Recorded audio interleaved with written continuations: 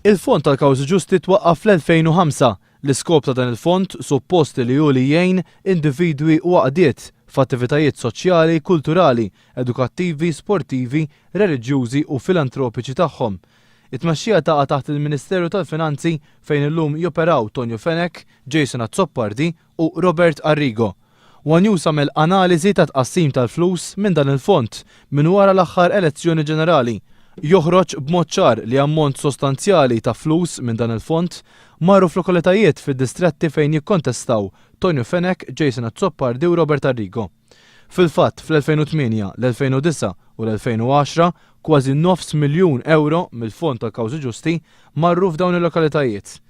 Fl-2008 iktar minn 150,000 euro li marru fid-distretti fejn jikkontestaw Tonio Fenech, Azzopardi u Robert Arrigo. Fl-2009 kien hemm 130,000 euro waqt li fl-2010 kien hemm 210,000 euro. Mit-total ta' kważi 500,000 euro li marru fid-distretti ta' dawn it-tlieta, nofshom marru fit-8 u fl-10 distrett biss fejn jikkontesta Tonio Fenech.